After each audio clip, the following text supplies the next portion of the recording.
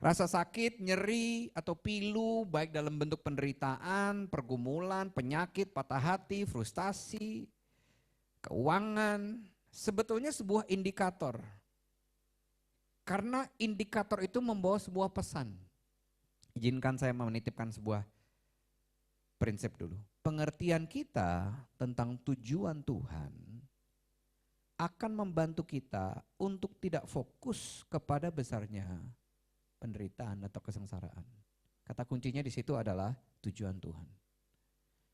Waktu kita mengerti bahwa kita ini bukan karakter utama, ini akan membantu kita untuk mulai berdamai dengan rasa sakit.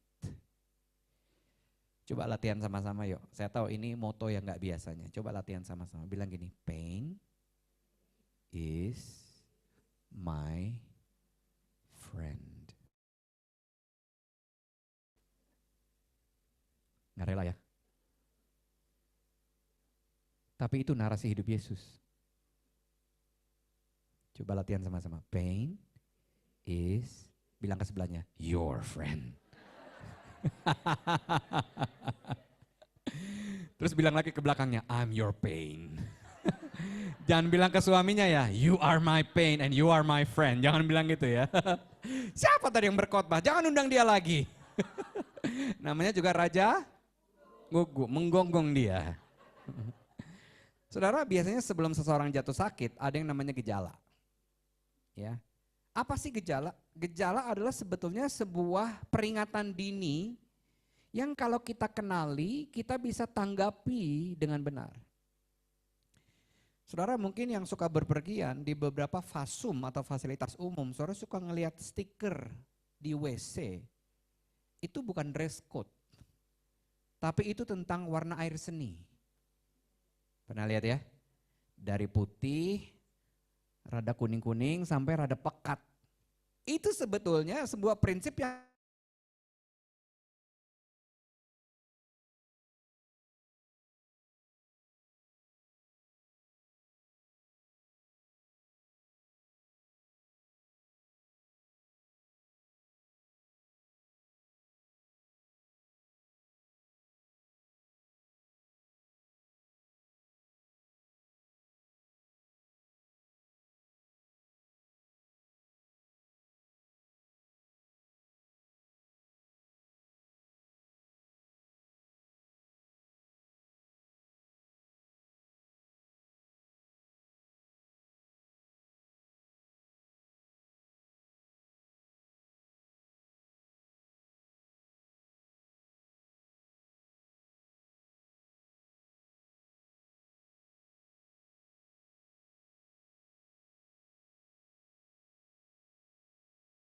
bergulirnya waktu, rasa sakit nggak hanya muncul, tapi kalau didiamkan dia bisa compounding. Dia majemuk. Nggak cuma uang aja bisa compounding, rasa sakit juga bisa compounding, saudara. Bahkan kadang-kadang menyebar ke area-area yang tadinya nggak sakit jadi ikut sakit. Rasa sakit baik secara fisik maupun di hati adalah sebetulnya signal penting yang dikirimkan tubuh ke otak untuk memberitahu bahwa ada sesuatu yang perlu dibenahi. Pengkhotbah 3 bilang gini, segala sesuatu di dunia ini terjadi pada waktu yang ditentukan oleh Allah. Allah menentukan waktu menangis, tertawa, meratap, menari. Yang kita bisa pelajari dari pengkhotbah ini bahwa namanya kepedihan dan kebahagiaan dua-duanya adalah ritme yang normal dari hidup ini. There is no such thing as pain-free life. Nggak ada yang namanya hidup tanpa rasa sakit hanya karena kita jadi murid Kristus, saudara. Nah kalau kita mau maju dan berhasil, orang sehat sekalipun harus belajar berdamai dengan rasa sakit. Ingat tadi motonya apa? Thank you. Kayaknya lebih banyak yang ngalami pain daerah sini kayaknya ya. Ini soalnya nggak ada yang ngomong kayaknya ya, kayak pain is my friend gitu ya. Apakah karena usia? Udah lebih banyak makan asam garam. Nah itu sebabnya saudara kita harus membedakan beberapa indikator berikut ini tentang rasa sakit. Sehingga kita bisa merespons dengan benar. Karena prinsipnya sekali lagi pengertian kita tentang tujuan Tuhan. Kenapa sih Tuhan izinkan rasa sakit ini akan membantu kita untuk berdamai dengan penderitaan dan gak fokus kepada kesengsaraan kita. Narasi kita akan berubah saudara. Berikut ini adalah berbagai macam indikator dari pain. Yang pertama, adanya ketidakseimbangan di area kehidupan kita. Ketidakseimbangan ini bisa menimbulkan gangguan saudara. Pada kesehatan rohani, jiwani, dan jasmani. Termasuk dalam hubungan, sistem keuangan, di pekerjaan, bisnis, pelayanan, profesi, dan sebagainya. Efesus 5 ayat 15 sampai 17 bilang gini. Karena itu perhatikanlah dengan seksama. Bagaimana kamu hidup. Janganlah seperti orang yang bebal tapi seperti orang arif. Perhatikanlah siapa yang kamu follow di Instagram. Perhatikanlah komentar-komentar siapa yang kamu pilih untuk dengarkan setiap hari. Apa narasi yang kamu nurse and rehearse in your mind. Kamu rawat, kamu ulangi di benak kita maupun di hati kita. Jangan seperti orang bebal, tapi seperti orang arif. Dan pergunakanlah waktu-waktu yang ada karena hari-hari ini jahat. Baca yuk 17. Sebab itu janganlah kamu bodoh, tetapi usahakanlah supaya kamu mengerti kehendak Tuhan. Apa yang bisa kita pelajari dari ini saudara? Cara hidup kita, cara kita mengatur waktu, cara kita mengelola energi, cara kita merespons kepada suami, anak, itu adalah ekspresi dari kita ngerti atau enggak sih tentang kehendak Tuhan. Karena kalau kita enggak ngerti, kita akan hidup dengan sembarangan. Makan sembarangan, enggak cuma apa yang fisik ya, tapi apa yang rohani gitu. Nah saudara, ngomong tentang makanan rohani, Alkitab menjelaskan dua macam orang Kristen. Orang Kristen bayi sama orang Kristen dewasa. Orang Kristen bayi minum apa? Susu. Kalau nggak pakai es jadi UU. Serius banget udah ada yang tidur soalnya nih. Mohon maaf nih kelihatan loh dari sini. Baru intro loh ini, mohon maaf. Bilang-bilang jangan tidur, pendetanya menggonggong. Bilang-bilang sebelahnya, bilang dulu jangan kau tidur ya. Raja guguk dia. Tahe udah datang jauh-jauh, kau tidur pula. Bah, macam mana ini? Gimana ini konsepnya? Ya, sampai mana tadi? Makasih. Orang dewasa makan makanan keras. Apa bedanya? Di mana bedanya? Di mana bedanya adalah siapa yang ngunyah. Bless you. Susu yang ngunyah mama, yang makan mama, kunyah mama, kasih dalam bentuk susu. Bayi tinggal apa? A. Sayangnya orang Kristen banyak yang begitu. Nggak mau baca firman? Sliding Instagram Reel udah serasa saat teduh. Sayangnya begitu. Dengerin khotbah udah serasa baca firman. Saudara, sebagai hamba Tuhan, izinkan saya katakan demikian. Cintailah firman Tuhan lebih dari engkau mencintai khotbah. Cintailah firman Tuhan lebih dari engkau mencintai hamba Tuhan. Saya sebagai hamba Tuhan saya ngomong. Karena kami tahu sebagai hamba Tuhan ada orang yang punya favorit. Kalau hamba Tuhan ini diundang baru shalom, hadirat Tuhan udah kuat kayaknya. Kadang-kadang saudara, narasi orang yang bayi rohani itu gini. Kurang dalam nih ya pewahyuannya. Mohon maaf ya kalau dalam-dalaman di kolam renang aja, jangan di persekutuan doa, mohon maaf. Kurang ngangkat tadi WL-nya, mohon maaf, kalau mau ngangkat di gym aja, ada fasilitas gym bu di apartemennya, ada. Itu narasi bayi rohani, karena maunya disuapin, suapin, begitu makanannya nggak enak, nggak datang lagi dia ke LDS Community. Begitu hamba Tuhannya kurang canggih, nggak datang lagi dia. Tapi nggak ada di sini orang yang nggak datang, amin saudara. Di sini semuanya cinta firman Tuhan lebih daripada hamba Tuhan. Amin. Apa motonya tadi? Pain is my friend. Ya, hanya menguji saja. Ya. Indikator yang kedua. Kapasitas kita sedang diperbesar, dipersiapkan untuk sesuatu yang mulia. Semua bilang mulia. Pernah dengar istilah no pain no gain?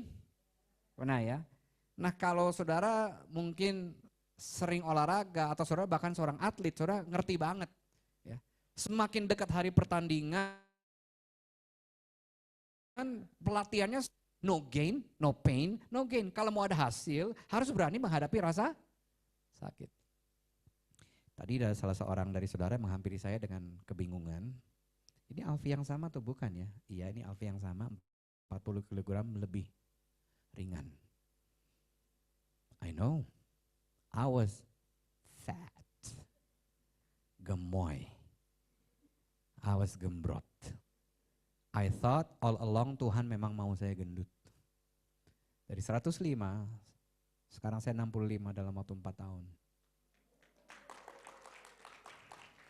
Saudara perlu berdamai. Saya sampai ada tulisan hope di garasi saya. Hold on, pain ends. HOPE. Karena waktu lagi olahraga tuh menyakitkan. Nggak nyenengin saudara. Tapi kalau kita lihat sesuatu yang lebih mulia di belakangnya, rasa sakit itu jadi bearable. Roma 17-18 bilang gini. Dan jika kita anak Allah, adalah anak, maka kita juga adalah ahli waris. Maksudnya, orang-orang yang berhak menerima janji-janji Allah yang akan menerimanya bersama-sama dengan Kristus, yaitu jika kita menderita bersama-sama dengan Dia. Supaya kita juga dipermuliakan bersama-sama dengan Dia. Baca yuk. Sebab aku yakin bahwa penderitaan zaman sekarang ini tidak dapat dibandingkan dengan kemuliaan yang akan dinyatakan kepada kita. Jadi sekali lagi saudara, di dalam Tuhan penderitaan itu hanya akan membuat saudara semakin serupa seperti Dia. Akan membuat saudara menjadi versi yang lebih mulia. Ya. Mulia itu berbicara tentang bobot. Kalau ditanya tuh gini, Shalom, apa kabar? Luar biasa. Udah makan? Hosana. Di mana? Haleluya. Kayak, bentar ya, ini napak ya sih jalannya ya. Penuh dengan klise-klise rohani. Ngomongnya rohani, tapi waktu masalah datang, waktu penderitaan datang, Tuhan kau di mana? Saya akan bilang, prat lalu. Halo? Tapi saudara bisa nggak terlalu rohani perkataannya, nggak perlu terlihat rohani, tapi saudara dewasa. Halo? Saudara tampil biasa-biasa aja, tapi waktu melewati penderitaan, saudara tahu, wah kapasitas saya sedang diperbesar nih. Tuhan melihat versi yang lebih mulia dari diri saya. Amin saudara. Prinsipnya sekali lagi, pengertian kita tentang tujuan akan membantu kita untuk tidak fokus kepada besarnya penderitaan. Saudara ada di sini yang suka pakai mutiara? Nggak ada? Ada yang suka dapat bongkahan emas? Mutiara terbentuk waktu ada serpihan pasir masuk ke tubuh tiram. Pasir tersebut sangat mengganggu, membuat iritasi, menimbulkan rasa sakit yang luar biasa dalam tubuh tiram. Apa yang tiram lakukan? Dia keluarkan coating, lapisan untuk menutupi pasir tersebut dengan harapan rasa sakit itu bisa hilang. Kenyataannya rasa sakit itu, pasir itu nggak pernah hilang. Karena kalau pasir itu hilang, tiram akan berhenti mengeluarkan coating atau lapisan itu tadi. Makanya nggak ada mutiara. Tapi karena pasirnya terus ada, rasa sakitnya tambah besar, tiram terus membuat lapisan bertumpuk-tumpuk sebagai usaha untuk menghilangkan rasa sakit. Mungkin seperti Rasul Paulus, dia juga udah berdoa. Tuhan, ambil bukan duri dalam daging, pasir dalam cangkang ini. Tuhan jawab, kasih karuniaku cukup buat engkau tiram. Ya. Rasa sakit terus ada, lapisan terus terbentuk, sampai pada akhirnya terbentuklah mutiara yang indah dan mahal harganya. Yang kita lupa, mutiara itu berasal dari rasa sakit. Pemicunya rasa sakit. Diawali dengan sebuah rasa sakit, diakhiri dengan mutiara yang begitu bernilai dan berharga. Purpose gives value to our pain. Tujuan Tuhan memberikan arti, memberikan nilai, memberikan bobot kepada rasa sakit kita. Seorang ahli syaraf dari Austria dan dia penyintas Holocaust, penyiksaan massal di zaman itu, berkata gini, man can endure almost any suffering if he can see purpose or meaning in it. Manusia bisa menanggung hampir semua penderitaan kalau dia melihat tujuan atau makna di dalam penderitaan itu. Jadi saudara, kalau kita bisa menemukan tujuan dari rasa sakit, maka rasa sakit kita sebetulnya nggak perlu melumpuhkan hidup kita. Nggak perlu mengurangi bobot iman kita. Tapi justru hal itu malah memungkinkan saudara dan saya untuk bisa menanggung rasa sakit yang lebih besar. Victor melanjutkan, conversely, saya langsung terjemahan bebas ya. Sebaliknya, manusia akan sengsara bahkan di tengah kemewahan yang besar kalau dia nggak bisa menghubungkan kemewahan hidupnya dengan konteks yang melebihi dirinya yang membuat kemewahan itu jadi bermakna. Jadi isunya bukan kekurangan atau kelimpahan. Isunya adalah ngerti tujuannya enggak? Halo, Azalia. The greater the pain, the greater the purpose. Bahkan seorang hamba Tuhan, Rick Warren bilang gini, nggak ada di slide. Your ministry, your greatest ministry will come out of your greatest misery.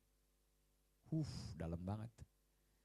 Pelayananmu yang paling efektif justru keluar dari rasa sakitmu yang paling dalam. Semuanya bilang dalam. Apalagi lagi disakiti suami hari ini ya, dalam banget kayaknya ya. Indikator yang ketiga, saudara sedang mengalami pendewasaan rohani. Jadi tua itu pasti, jadi dewasa itu pilihan.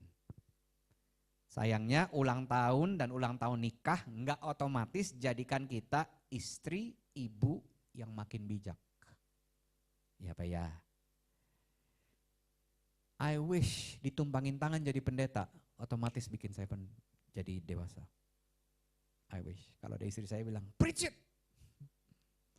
Kalau di istri saya datang gitu ya, dia bilang gitu, Saudara nggak bisa memilih pertumbuhan dan kenyamanan secara bersamaan. Kata bertumbuh dan kata nyaman nggak bisa ada di kalimat yang sama. Kalau saudara mau bertumbuh dalam kedewasaan, saudara harus mau rasa nggak nyaman. Begitu pula waktu Tuhan mendewasakan kita secara rohani, Roma 5 mencatatnya. Dan bukan hanya itu saja, kita malah bermegah juga dalam apa saudara? Narasi macam apa nih bermegah dalam kesengsaraan? Orang mah kalau mau bermegah dalam pencapaian, status, titel, penghargaan, kepemilikan, liburan dan sebagainya. Ini bermegah dalam kesengsaraan. Kenapa? Karena kita tahu bahwa kesengsaraan itu menimbulkan 4 hal. Yang pertama apa? Ketekunan. Yang kedua, tahan uji. Yang ketiga, pengharapan. Yang keempat, kasih Allah dicurahkan dalam hati kita oleh Roh Kudus yang telah dikaruniakan kepada kita. Jadi waktu saudara mengalami kesengsaraan, artinya Tuhan bilang ini, Alfi, waktunya jadi lebih tekun. Nak, waktunya jadi lebih tahan uji. Waktunya untuk mengalami pengharapan dalam Tuhan. Waktunya untuk mengalami kasihku lagi. Jadi pada waktu saudara melihat hal itu, terutama waktu kita bilang, oh iya jadi penderitaan saya adalah waktu yang paling tepat untuk saya mengalami kasih Tuhan lagi. Lalu saudara bilang gini, oh kalau gitu penderitaan itu sebenarnya alat untuk saya mengalami Tuhan lagi.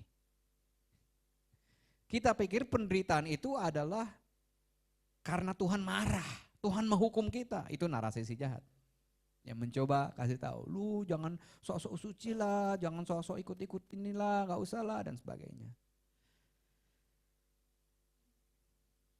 Siapa yang mau didewasakan oleh Tuhan?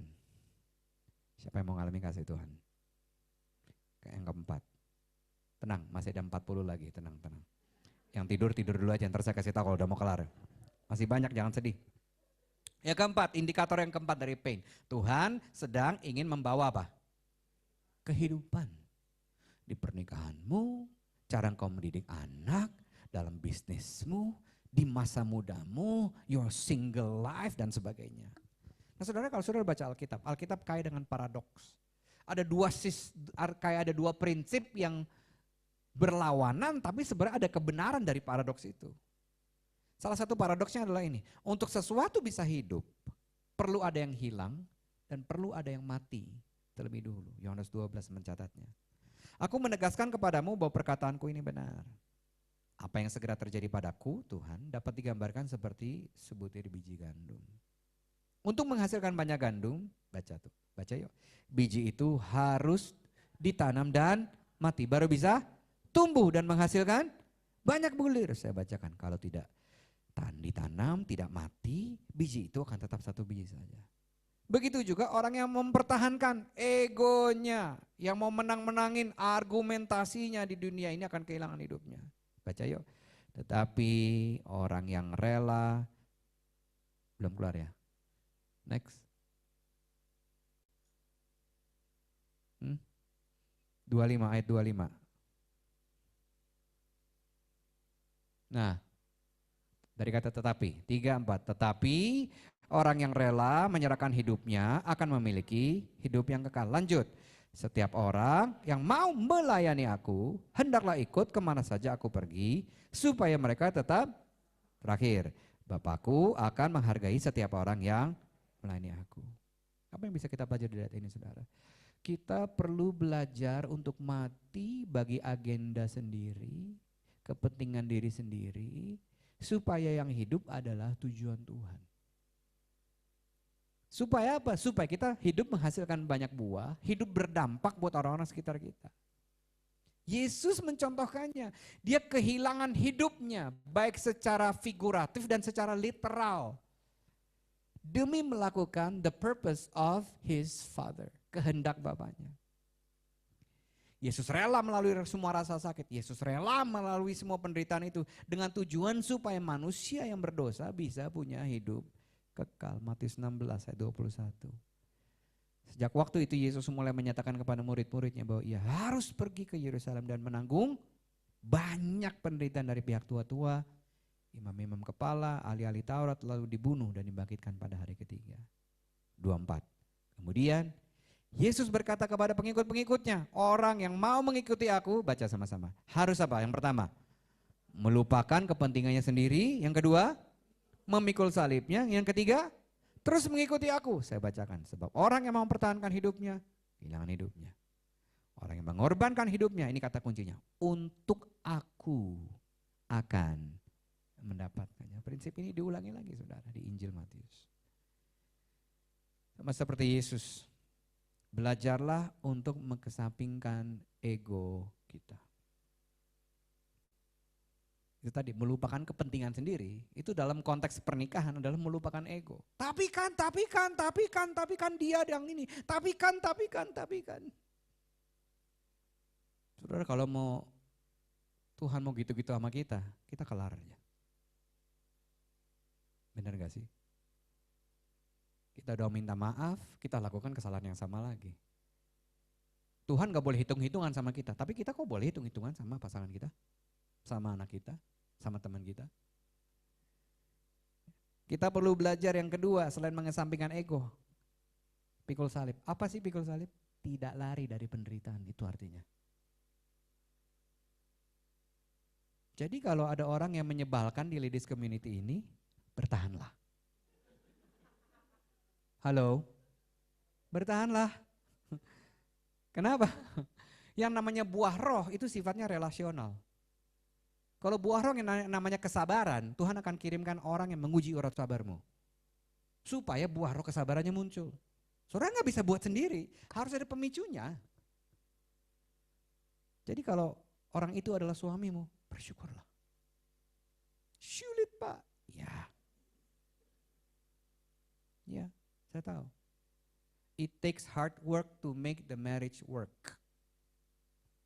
Perlu kerja keras untuk membuat pernikahannya bisa berfungsi dengan baik. Waktu saudara lupa, ingat aja. bahwa pernikahan adalah cetak biru Kristus dengan jemaatnya. Berarti mengasihinya harus tanpa syarat. Bukan dengan klausa. Gua mau ampunin lo ya kalau lu janji lu gak selingkuh lagi.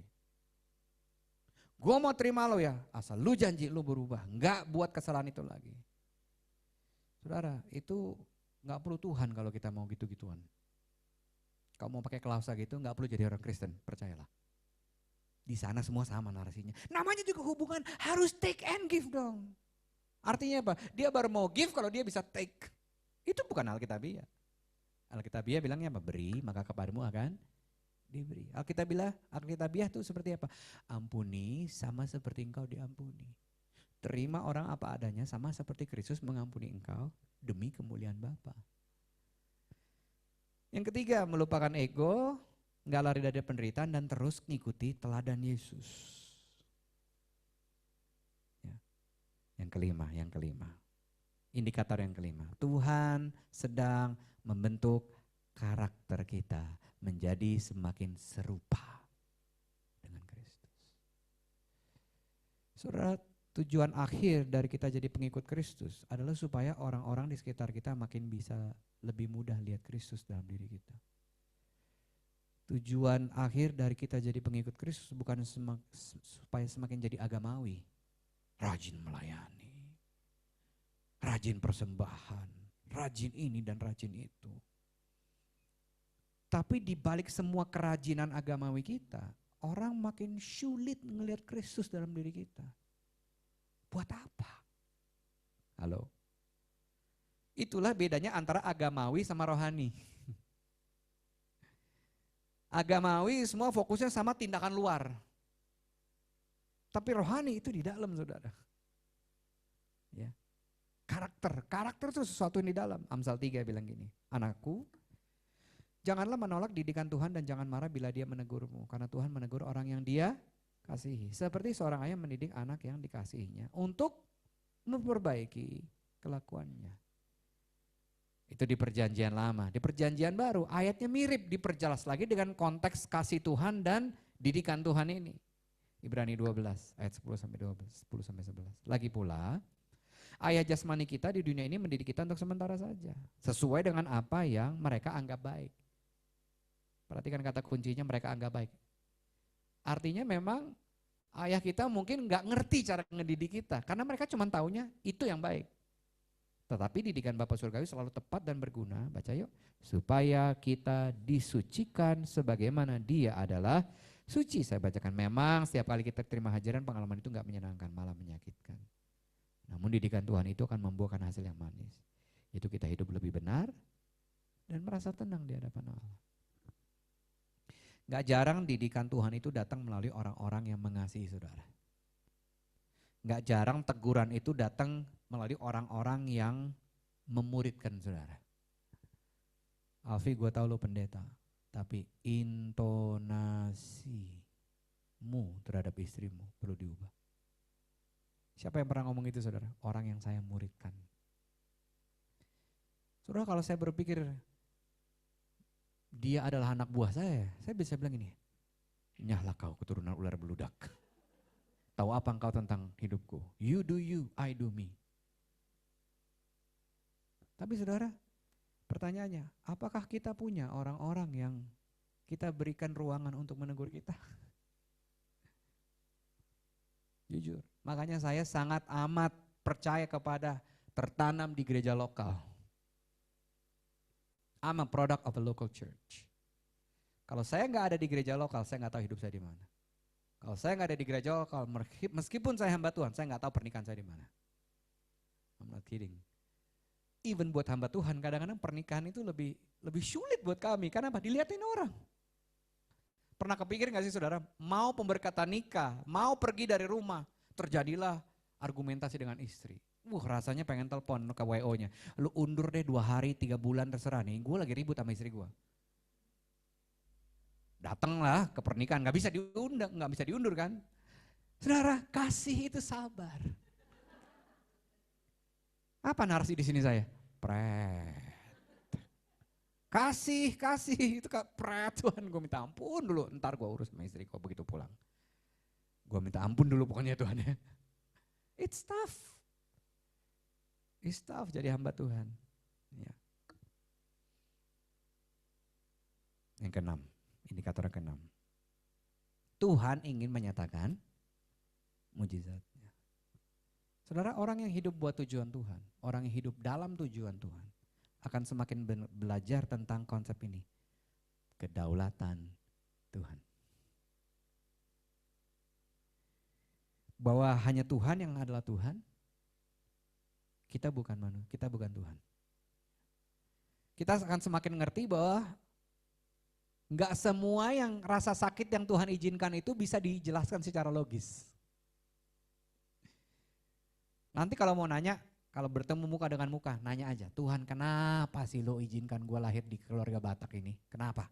Itu akan saya tanya. Kenapa lo izinkan gue punya bapak yang mau ngebunuh mama gue di depan semua anak-anaknya hanya karena mami gue gak mau diceraikan? Mami saya bilang gini, kan dulu janjinya sampai mau memisahkan. Kalau gitu satu di antara kita mati malam ini. Bapak saya ambil pisau, gagang kuning, mau ngebunuh mama saya di depan semua anak-anaknya.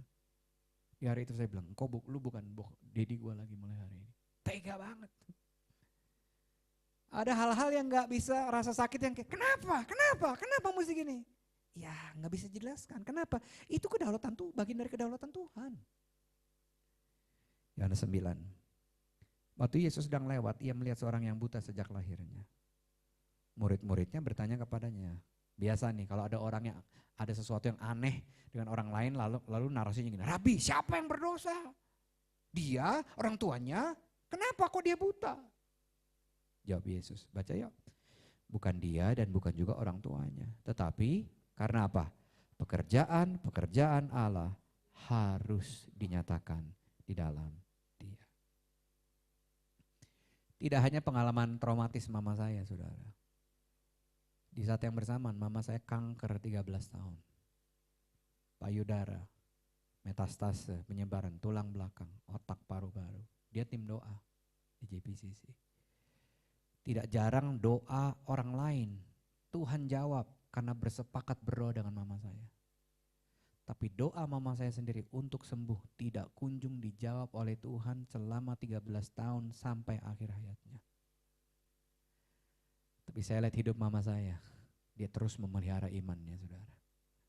Karena kalau dia meninggal dalam keadaan sembuh, mungkin semua bisa bilang haleluya.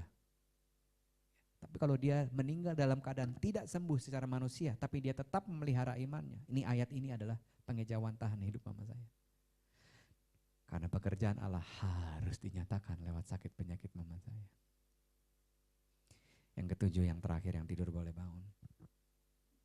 Memampukan kita untuk menghibur orang lain. Nah kalau mau foto ini udah 7-7 udah keluar. Saya keluar dulu dari frame, silakan difoto. Ya. Salah satu tujuan dari rasa sakit saudara adalah supaya saudara pada akhirnya bisa menghibur orang lain yang lagi mengalami rasa sakit. Orang yang hidup dalam tujuan Tuhan akan punya narasi yang berbeda waktu sedang mengalami kesengsaraan atau rasa sakit. Dari yang tadinya, mengapa saya Tuhan? Pelan tapi pasti narasinya mulai berubah. Oh ya Tuhan, aku bukan karakter utama. Narasinya jadi gini, Tuhan, Engkau mau pakai rasa sakitku ini buat siapa? Waktu ini semua mungkin sudah jadi lebih baik. Engkau mau pakai kesengsaraanku, penderitaanku buat siapa? Ibrani 2 ayat 18. Sebab oleh karena ia sendiri telah menderita karena pencobaan, maka, perhatikan kata maka. Yesus sendiri jadi teladan ya. Kalau dia dicobai supaya dia bisa menolong saudara dan saya yang dicobai. 2 Korintus 1.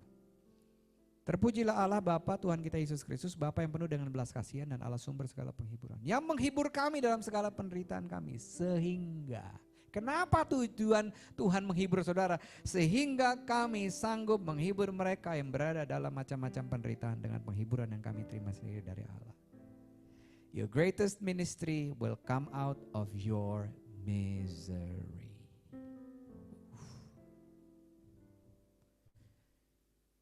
Saya yakin banyak dari kita yang masih punya pertanyaan, kenapa sih ini diizinin? Beberapa dari kita mungkin belum berdamai dengan masa lalu. Saya sudah berdamai dengan ayah saya. 2 minggu sebelum dia meninggal, ada belas kasihan di hati saya. Terlepas dari kesalahan yang dia buat. Roh Kudus bilang, masuk ke kamarnya, minta maaf. Saya masuk, saya minta maaf. Singkat cerita, papa saya stroke ketiga kali, jadi dia udah gak bisa ngapa-ngapain. Hari itu, waktu saya belajar taat pada Roh Kudus untuk mengampuni dia. Di momen yang sama, saya membawa dia berdoa untuk menerima Tuhan Yesus sebagai Tuhan dan Juru Selamat. Dan itu terjadi hanya 2 minggu sebelum dia dipanggil Tuhan. Pertanyaannya, kalau waktu itu saya nggak taat dan dia meninggal, ada di mana dia sekarang? Filipi 4 ayat 13. Perhatikan ayat yang mungkin saudara sering kutip. Segala perkara dapat kutanggung di dalam Dia yang memberi kekuatan kepadaku. Tuhan gak hilangin perkaranya. Tuhan kasih kekuatan untuk menghadapinya. Kenapa? Karena Tuhan mau saudara jadi lebih kuat dan lebih dewasa dan lebih mulia. Apa yang perlu kita lakukan setelah mendengar kita ini semua? Yang pertama, kenali indikator rasa sakit saudara. Dari 7 itu yang mana? Yang kedua, pakai rasa sakit sebagai kesempatan untuk saudara ngalami Tuhan. Rick Warren, orang yang sama bilang ini, finally I realize that our purpose in life, baca yuk, is to let God. Enggak ada. Enggak ada? Ada? Enggak apa-apa, ngobrol dulu aja. Finally I realized that our purpose in life is to let God love us. Akhirnya Rick Warren, pengarang buku Purpose Driven Life, bilangin, akhirnya saya ngerti bahwa tujuan hidup saya adalah untuk mengizinkan Tuhan mengasihi saya. Not so much about apa yang kita bisa lakukan buat Tuhan, tapi izinkan Tuhan mengasihi kita justru lewat rasa sakit kita. Yang ketiga, jadikan rasa sakit sebuah keuntungan bagi kemuliaan nama Tuhan. Amin saudara. Ada atau enggak ada? Ada. Mau nyanyi lagi? Saya nyanyi dulu. Langsung keluarin ayat yang terakhir aja, Roma 8:28. Ada enggak? Kalau enggak ada saya bacain aja. Ada. Masih di copy paste atau mau? Udah. Tada. Nah, baca yuk. Kita tahu sekarang bahwa Allah turut bekerja dalam segala sesuatu untuk mendatangkan kebaikan. Bagi siapa? Mereka yang mengasihi Dia. Kadang-kadang kita berhenti di situ. Tapi ayatnya lanjut, baca yuk. Yaitu bagi mereka yang terpanggil sesuai dengan. Jadi semuanya hanya bisa mendatangkan kebaikan kalau hidup kita adalah tentang rencana Tuhan. Respons kita adalah mengasihi Dia. Amin saudara. Kalau saya parafrase ayat ini, slide terakhir, kira-kira bunyinya gini. When my life is about His will, my life will be His deal. Biar Dia yang repot. Kadang-kadang kita rempong, terus terang aja. Kadang-kadang, apa itu OVT? Apa itu overthinking? Berusaha to play God. Berusaha pegang kendali. Itu overthinking sebetulnya. Baca ya moto yang terakhir. When our life is about His will, our life will be His deal. Kalau hidup kita adalah tentang tujuan Tuhan, tentang rencana Tuhan, maka hidup kita selalu ada dalam kendali Tuhan. Kita doa yuk. Tuhan, hamba-Mu berhenti sampai pada saat ini, tapi firman-Mu tidak terbatas oleh orang dan waktu. Kalau ada dari saudari-saudari yang sedang mengalami rasa sakit, dan kau mau mengalami Tuhan lebih lagi, taruh tangan-Mu di dadamu. Tuhan, Kau lihat setiap kami dengan jujur menaruh tangan kami di dada kami. Kami gak perlu kejelasan, kami perlu kedamaian. Kami gak perlu pegang kendali, Kami perlu Tuhan yang pegang kendali. Bantu setiap kami mengerti bahwa rasa sakit kami adalah kesempatan kami untuk mengalami Tuhan lagi. Karena gak ada yang namanya orang Kristen profesional Tuhan. Kami mau alami Tuhan kasih-Mu lagi dan lagi justru dalam rasa sakit kami. We want to let you love us. Kami mau mengizinkan Engkau mengasihi kami lagi dengan cara yang hanya Tuhan bisa lakukan. Kami taruh tangan kami di dada kami sebagai ekspresi Tuhan, pakai rasa sakitku untuk membawa keuntungan, kemuliaan bagi nama Tuhan. Roh Kudus bantu kami untuk mengubah narasi kami dari mengapa Tuhan kepada Tuhan, Kau mau pakai rasa sakitku buat siapa? Because our life is not only about us. Even our pain has a purpose. Aku berdoa, bersepakat bersama-sama berkata-kata dengan bersama all the ladies in this room. Bahwa setiap wanita yang mendengarkan firman Tuhan ini akan menjadi wanita-wanitanya Tuhan. Yang melihat semua rasa sakit dari kacamata surga. Adalah wanita-wanita yang kuat, bukan karena mereka cakap, tapi karena karena Kristus yang memberikan kekuatan kepada mereka. Terutama buat mereka yang sebagai istri, sebagai ibu, mampukan mereka untuk menjalani setiap fungsi mereka dengan tujuan Tuhan, dengan kekuatan Tuhan. Because when our life is about your will, our life will be your deal. In Jesus' name we pray. Amen.